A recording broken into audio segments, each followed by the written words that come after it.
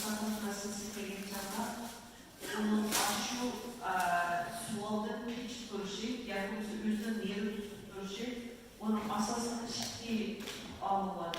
Birisi bununki business, Xitay'da olan, yani birisi Xitay'da olan iqtisodiyot manası. Bu iqtisodda bu şu keyifli tutturdu, özünü hacim tutturdu deydi.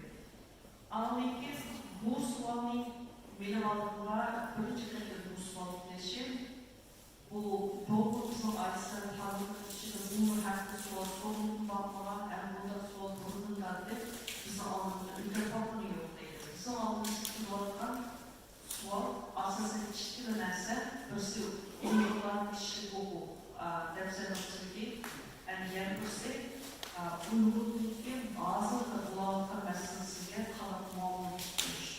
Peki bu müstakillik meselesi gelince bu sual bana üzerinde sorular, üzerinde bir çok bence de olumsuz olay.